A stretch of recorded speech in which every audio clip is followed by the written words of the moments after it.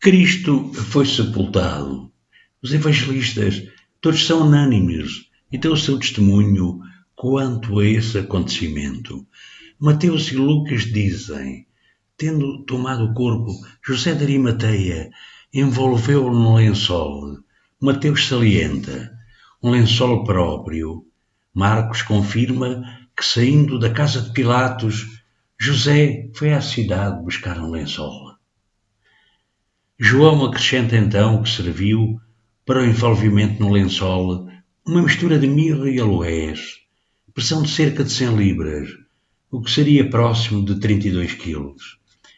Foi então numa tarde de sexta-feira que levaram o corpo de Jesus ao túmulo.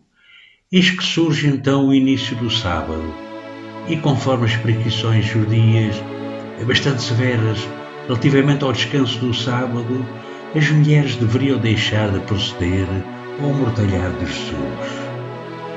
E no sábado descansaram, disse Lucas, segundo o mandamento, mas no primeiro dia da semana, alta madrugada, foram elas ao túmulo, levando os aromas que haviam preparado. Quando a Marcos, ele diz-nos: passado o sábado, Maria Madalena, mãe de Tiago e Salomé, compraram aromas para irem embalsamá-lo. Essas mulheres, munidas dos aromas, encaminharam-se então ao sepulcro no domingo de manhã, encontraram-o aberto e vazio, correndo para anunciar aos apóstolos a inconcebível novidade. Os apóstolos zombaram delas, dizendo que deliravam.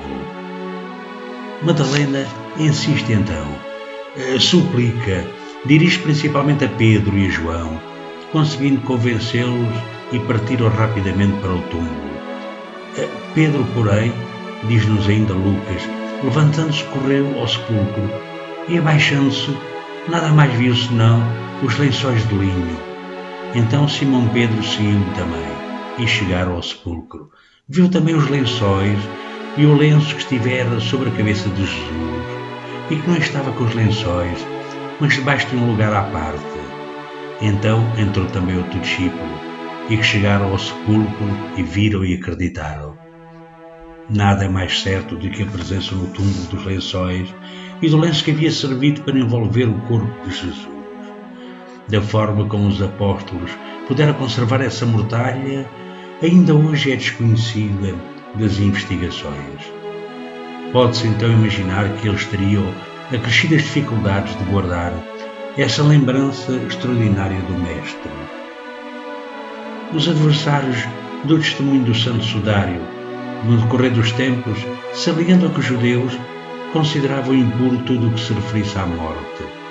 Porém, a história mostra que os primeiros cristãos tinham guardado cuidadosamente a mais preciosa das relíquias da paixão de Jesus.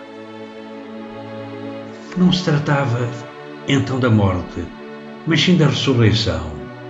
Em 631, São Braulion, bispo de Saragoça, diz então numa carta para o papado: do sudário do corpo Domini e involto, do sudário em que o corpo do Senhor foi envolvido, e acrescenta: as Escrituras não dizem que o conservou, mas não se pode chamar supersticiosos àqueles que creem na autenticidade deste sudário.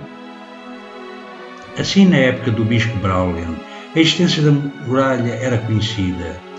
Outro texto dá-nos ainda conta de que a relíquia estava então em Jerusalém. E outro bispo, de nome Asculpen, parte em 640 em peregrinação a Jerusalém, testemunhando que viu e beijou o sudário do Senhor no sepulcro havia sido colocado sob o sítio da tumba. A informação de que era uma longa peça de tecido com cerca de 8 pés de comprimento, cerca de 4,60 m, e a presença da relíquia em Jerusalém continua a ser confirmada no século VIII por Bede, o Venerável, e por São João Damasceno. Depois há um longo tempo de omissão até ao século XI, quando se torna a falar sobre o sudário. Já ele não estava em Jerusalém, mas sim em Constantinopla. Em 1150, um peregrino inglês menciona o sudário e diz que esteve perto dele. Era Guilherme de Tirre, e em 1171 faz ainda alusão à mortalha.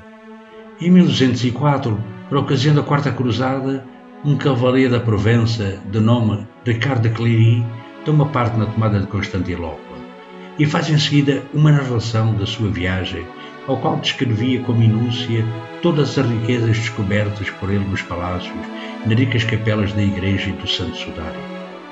Considera 2 fragmentos da verdadeira cruz, uma ponta da lança, 2 pregos e a coroa de espinhos. E então é nesta data que o Santo Sudário é referenciado, como estando na Basílica de Sainte-Marie de Blancherne, mas não se soube ao certo o que aconteceu à relíquia quando a cidade foi tomada.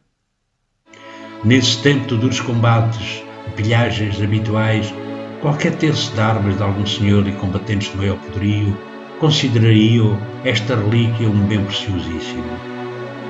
Um erudito italiano procurou então explicar o desaparecimento. Os cruzados, diz ele, ao pretender saquear Constantinopla, respeitaram a cabada de Blancherne, fato este confirmado pelo Conde de Royan e o Bispo de Troyes. Escreveu então também o Bispo de Royan. O Bispo fez chegar à Europa um grande número de objetos preciosos. Conhece-se alguns constantes numa lista com muitos preciosos, mas o sudário então não constava. Ora, o Bispo morreu em Constantinopla no ano de 1205 e nessa altura talvez o sudário estivesse nas mãos de alguém muito importante que oficiava na igreja. Conhece-se os nomes de alguns descendentes do Conde de Charny e, ao que se pensa, a relíquia teria ficado nesta família.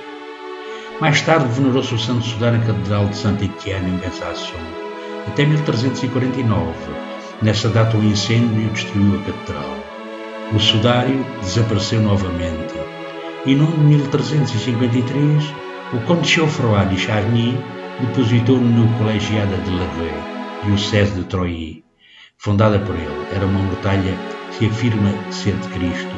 Portanto, o povo pôs-se a caminho de Leiria para navegar a mais preciosa das relíquias. Aquela tinha as marcas do martírio de Cristo. Foi de tal modo a corrida dos peregrinos que outras relíquias havidas em Troyes passaram para segundo plano. O bispo Pierre d'Arcy queixa-se a Clemente VII. Então, Sua Santidade, conciliando os interesses dos senhores na altura muito poderosos, deu orientações para que não se encorajassem os peregrinos a visitar a Santa Relíquia. Diante de tantas contradições, Margaride de Charny levou o sudário a Chimay, na Bélgica, onde, em desespero de causa, o ofertou, em 1452, a Ana de Lusignan, esposa do Duque de Savoia, transferindo-se então para Chaberny e tornando-se então propriedade da Casa de Savoia. Edificou-se então uma capela em Chaberny, tornando-se as novas ostentações com frequência. O cronista Antoine de Lian afirma que, para assegurar a autenticidade da relíquia, se fizer passar esta por provas extraordinárias, tendo-se até fervido o sudário em azeite, lavado diversas vezes, não se conseguindo apagar as impressões que ele continha. Em 1552, um incêndio declarou-se na capela do sudário, mas queimou só parte do mesmo. Um pingo de prata fundido consumiu uma extremidade do tecido dobrado, e a água lançada para apagar o incêndio deixou sobre a relíquia grandes círculos muito simétricos. Por uma coincidência que alguns consideram um milagre, o fogo deteu-se no lugar onde começava as impressões da crucificação e do corpo. O sudário foi então restaurado pelas piedosas Clarissas de Chamonix. Em 1562, o Ducado de Savoia transferiu-se de Chambéry para Turim. Em 1578, a relíquia foi levada para a Catedral de Turim, onde tem estado até hoje, na capela del Sacra Sindone, no Palácio Real de Turim. Já no século XX, em 1983, após a morte do rei de Itália, Humberto, a Casa de Savoia, em testamento do monarca falecido, doou a peça ao Vaticano. A relíquia, ao contrário do que sucedia na antiguidade, hoje raramente é mostrada em público. As últimas exposições datam de 2010, 2013, 2016, atraindo milhares de fiéis. Grande parte da comunidade cristã acredita que o tecido amortalhado pertenceu ao corpo de Jesus. Quase 60% do tecido do sudário é resultado, no entanto, de muitas reparações ao longo dos séculos. o académico Raymond Roger defende a tese, num artigo publicado em 2005, que a análise química por ele realizada indicava que as amostras usadas na datação por carbono 14 mostravam traços evidentes de corantes, possivelmente usados pelos tecelões medievais para tratar e dar cor ao tecido original. Nesta restauração, foi a intenção de conferir ao sudário uma maior proteção, e isto então teria contribuído, no dizer dos especialistas, para lançar algumas controvérsias no decorrer dos séculos sobre os resultados de vários exames efetuados. Entretanto, entenderam por disciplinas da ciência, fotografias de diferentes tipos de filmes, radiografias e raios-x com fluorescência, espectroscopias infravermelhos, tudo amostras retiradas antes da datação por carbono 14. Todas estas ações desencadearam então alguma polémica entre os que acreditavam na originalidade do santo sudário e outros que se baseiam em alguns dados científicos e que situam o sudário entre 1260 e 1390. Entanto, em maio de 1898, segundo Pia, um ilustre aristocrata italiano, fotógrafo, tira a primeira fotografia ao sudário, verificando então que o negativo da fotografia se assemelhava a uma imagem positiva de um homem, que significava que a imagem do sudário era em si mesmo um negativo. A partir dessa data, começou o interesse em saber mais sobre o artefacto e a sua composição e o que representava. A equipa americana de estudos do Research Project, após 100.000 horas de trabalho, equivalente a 3 anos de pesquisa, publicou as seguintes conclusões. Havia sangue humano no sudário. As gotículas de tinta ocre seriam o resultado de contaminações. A habilidade e equipamentos necessários para gerar uma falsificação seriam incompatíveis com os conhecimentos apontados na datação no período de Idade Média. As marcas do sudário mostram um duplo negativo fotográfico do corpo inteiro de um homem, com imagens de frente e dorso, e a figura do sudário, contrariamente a outras figuras bidimensionais testadas até então, contém dados tridimensionais. O sudário apresenta então marcas incompatíveis com a descrição da crucificação dos evangelhos e não existe ainda explicação científica de como a imagem do sudário foi feita. No entanto, esta equipa de cientistas não pode ainda afirmar com exatidão que a mortalha é verdadeira. Mathilde Florent Lemberg, especialista suíça em restaurar tecidos antigos, diz que a trama do sudário do tecido é muito semelhante à encontrada em tecidos datados de 40 a.C. e 73 d.C., recuperados na fortaleza de Massada, que caiu após a sua defesa e os Zelotes terem suicidado ao ver a inevitável conquista do seu bastião pelos romanos. Tudo isto deu então lugar a um novo estudo, que se chama agora Sidona, a sindonologia, nome da disciplina que hoje tem cerca de 400 grupos que pesquisam sobre o sudário, estudando anatomias, pólenes, composições tridimensionais, computadorizadas, tintas e pigmentações da antiguidade. O sudário tem as dimensões de 4,30 por 1,10 de largura. A altura do corpo servido de mortalha seria a de um homem de cerca de 1,80 m de estatura. A Igreja Católica ainda não emitiu uma opinião definitiva acerca da autenticidade desta relíquia e a posição de cada um a esta questão é uma decisão de fé pessoal. O Papa João Paulo II ficou por diversas vezes comovido e emocionado ante a imagem do Santo Sudário, o mesmo acontecendo atualmente com o Papa Francisco, que convidou as comunidades científicas a continuar a investigar. A Católica Enciclopédia, editada pela Igreja Católica no seu artigo sobre o sudário de Turim, opina que esta peça está para além da capacidade de falsificação de qualquer falsário medieval.